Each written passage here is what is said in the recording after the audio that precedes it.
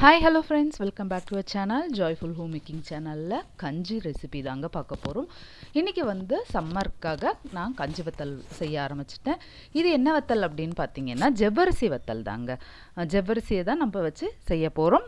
ஜவ்வரிசி கூட இன்னொரு பொருளும் ஆட் பண்ணுறேன். அப்படியே கண்ணாடி மாதிரி இருக்குது பாருங்களேன், சூப்பராக வந்திருந்ததுங்க. கண்டிப்பாக இந்த சம்மருக்கு இதை செஞ்சு நீங்கள் வச்சுட்டிங்கன்னா 1 இயர் வரைக்கும் உங்களுக்கு ப்ராப்ளமே இல்லைங்க. ஸ்நாக்ஸுக்கு அப்படியே பொரிச்சா அப்படி மொறு மொறுன்னு இருந்ததுங்க.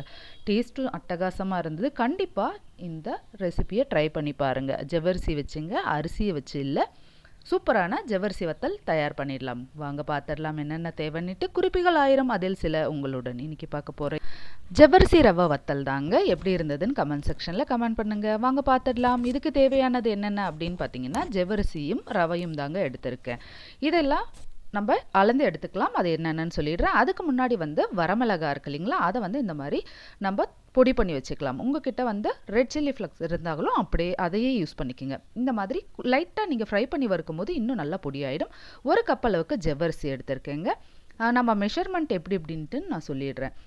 1 கப்பு ஜவ்வரிசிக்கு 5 கிளாஸ் அளவுக்கு தண்ணி எடுக்க போகிறோம். கூடவே பார்த்தீங்கன்னா ரவை எடுத்திருக்கேன், 3/4 கப் அளவுக்கு எடுத்திருக்கேங்க. ஸோ இதுக்கு 4 கப் அளவுக்கு தண்ணி எடுக்க போகிறோம். ஜவ்வரிசிக்கு 5 to 6 கப்பு தேவைப்படும். அதனால் 1 கப்பு நம்ம தனியாக சுடு தண்ணியை எடுத்து வச்சுக்கலாம். 5 கப் அளவுக்கு நம்ம இதில் போட போகிறோம். ஃபஸ்ட்டு நான் என்ன பண்ணுறேன் அப்படின்னு பார்த்தீங்கன்னா, அடிகனமான பாத்திரத்தில் தண்ணி ஆட் பண்ணி வச்சுக்கலாங்க. ஒரு 5 கிளாஸ் அளவுக்கு, அதாவது எந்த கிளாஸில் நீங்கள் அளந்தீங்களோ அதே கிளாஸில் தான் நம்ம எடுக்க போகிறோம். அந்த கப்பில் தான் மெஷர்மெண்ட் எடுத்திருக்கேன். 5 கிளாஸ் அளவுக்கு தண்ணி எடுத்திருக்கேன், 5 கப் அளவுக்கு.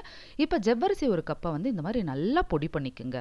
கூடயே ரவையும் போட்டு நல்லா மறுபடியும் பவுடர் ஆக்கிக்குங்க. இந்த மாதிரி நல்லா பவுடர் ஆக்கிட்டு கொஞ்சம் தண்ணி ஆட் பண்ணிக்கோங்க. இதில் இப்போ 2 கப் அளவுக்கு தண்ணி இதில் ஆட் பண்ணியிருக்கேன். இந்த மாதிரி கரைச்சி எடுத்துக்கோங்க. அதில் கட்டி இல்லாத கரைச்சி எடுத்துக்கோங்க. இன்னொரு ரவுண்டு கூட நீங்கள் மிக்சியில் போட்டு கூட எடுத்துக்கலாம். இப்போ இந்த தண்ணி கொதிக்கும் போது சால்ட் ஆட் பண்ணிக்கலாங்க.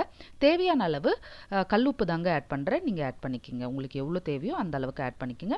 இப்போ நம்ம இந்த கரைச்சி வச்சுருக்கோம் இல்லைங்களா, இதில் மறுபடியும் நான் தண்ணி ஆட் பண்ணுறேங்க. மொத்தமாக சேர்த்திங்கன்னா ஒரு 12 கப் அளவுக்கு தண்ணி தேவைப்படும். 2 கப் நம்ம தனியாக எடுக்க வச்சுக்க போகிறோம். 10 கப் அளவுக்கு இதில் ஆட் பண்ண போகிறோம். ஆல்ரெடி நான் 5 கப் அளவுக்கு ஆட் பண்ணியிருக்கேன். இதில் இந்த கடாயிலே ஆட் பண்ணியிருக்கேன். மீதி 5 கப் அளவுக்கு இந்த கரைக்கிறதுல தான் நம்ம கொஞ்சம் கொஞ்சமாக ஆட் பண்ண போகிறோம். இப்போ 3 கப் அளவுக்கு இதை கரைச்சி எடுத்தாச்சு. இப்போ தண்ணி கொதிக்கும் போது இதை ஆட் பண்ண போகிறோம். பாருங்களேன் எவ்வளோ சூப்பராக கட்டி, இதை பாருங்கள், இந்த மாதிரி கட்டி இல்லாத கரைச்சி எடுத்துக்கோங்க.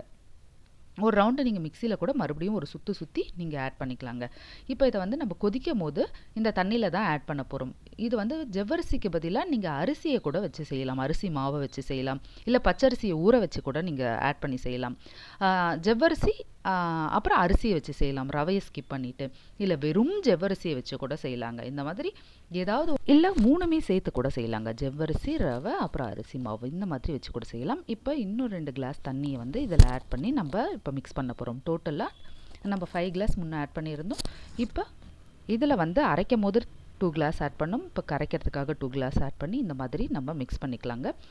டோட்டலாக உங்களுக்கு 12 கப் தேவைப்படும். அந்த 2 கப்பை தனியாக நீங்கள் காய வச்சுக்கோங்க.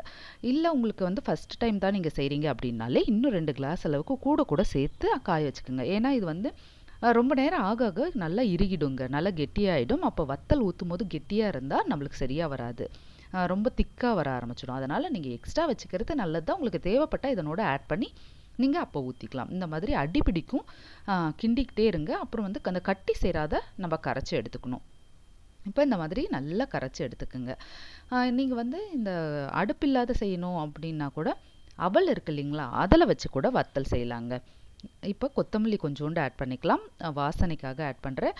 புதினா இருந்தால் கூட நீங்கள் ஆட் பண்ணிக்கலாம். கலர் தேவைப்படுது அப்படின்னா இதில் பாதி எடுத்துகிட்டு கேரட், நேச்சுரல் கலர் ஆட் பண்ணிக்கலாம். கேரட் ஆட் பண்ணலாம், அப்படி இல்லைனா பீட்ரூட் அந்த கலர் ஆட் பண்ணலாம். கீரை வகைகள் கூட ஆட் பண்ணலாங்க. நீங்கள் அரைச்சி அந்த மாதிரி ஆட் பண்ணிங்கன்னா க்ரீன் கலர் கிடைக்கும். பாலக்கீரை ஆட் பண்ணலாம். இல்லை முடகத்தான் வத்தல் செய்யணுன்னா முடகத்தான் அரைச்சி செய்யலாம். இந்த மாதிரி நிறைய வெரைட்டி வத்தல் இதுலேயே செய்யலாங்க.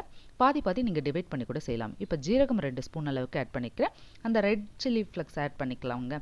நான் அது இல்லாததுனால லைட்டாக நான் வறுத்துட்டு அதை பொடி பண்ணேன். அப்போன்னா சட்டுன்னு பொடி ஆகிடும் அப்படின்றதுக்காக. இந்த கிளைமேட்டுக்கு என்னோடய வரமிளகா கொஞ்சம் நமுத்தப்பில் இருந்தது.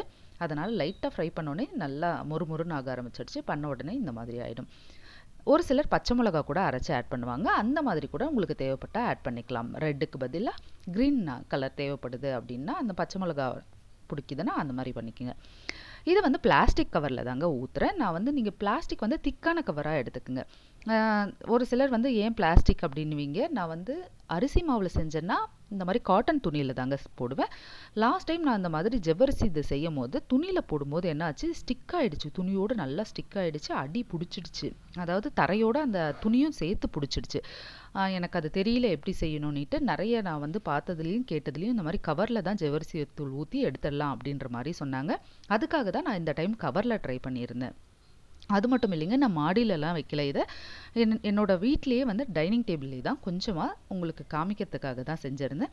இது வந்து இந்த மாதிரி டைனிங் டேபிள்லேயே போட்டு நம்ம வெயிலே தேவையில்லைங்க, வீட்டிலே நம்ம வந்து இப்போ அடிக்கிற வெயில வீட்டுள்ளே வச்சாலே சட்டுன்னு காஞ்சிடும். கண்டிப்பாக இதை ட்ரை பண்ணி பாருங்கள். இந்த மாதிரி ஒரு 5-6 இதுவில் நான் கவரில் பண்ணிட்டேன்.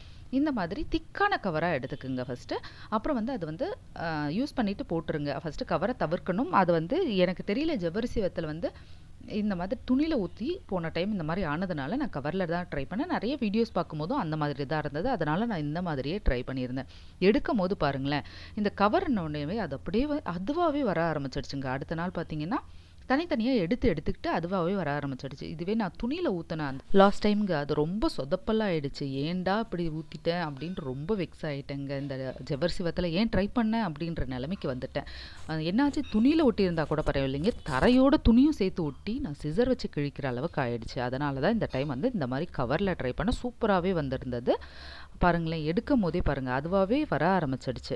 என்னோட பாப்பா விட்டு தான் எடுத்தேன். இந்த மாதிரி எடுத்துட்ட பிறகு ஒரு பிளேட்டில் தாம்பால் தட்டில் போட்டு இன்னொரு நாள் வந்து வெயிலில் வச்சு எடுத்துருங்க. இல்லைனா இப்படியே ஒரு 2 நாள் காய வச்சு எடுத்துருங்க. உங்களுக்கு சூப்பராகவே முறுமுறுன்னு ஆகிடும். தேவைப்பட்டால் வெயிலில் வச்சுக்கோங்க. இல்லை அப்படின்னா இது கொஞ்சமாக தாங்க செஞ்சோம், ஒரே வாரத்தில் டக்குன்னு காலி ஆகிடும். எப்படி கண்ணாடி போல் இருக்குது பாருங்களேன், அவ்வளோ சூப்பராக இருந்ததுங்க. எல்லாம் எடுத்தாச்சு. இதில் நீங்கள் வந்து தேவைப்பட்டால் ஜீரகத்துக்குள்ளேயே வெள்ளை எள்ளு கூட ஆட் பண்ணி நீங்கள் கஞ்சி காசி போடலாங்க. கண்டிப்பாக ட்ரை பண்ணுங்கள். கலர் தேவைப்பட்டால் இந்த மாதிரி எல்லாத்தையும் ஆட் பண்ணிக்கோங்க. எல்லோ கலருக்கு கூட மஞ்சத்தூள் கூட ஆட் பண்ணி அந்த மாதிரியும் செய்யலாங்க. சூப்பரான ஜவ்வரிசி ரவை வத்தல் தயாராகியாச்சு. வெயிலே தேவையில்லை, பால்கனிலேயே கூட நீங்கள் காய வைக்கலாம். வீட்டுள்ளே வச்சிங்கன்னா 2 நாளில் காஞ்சிடும்.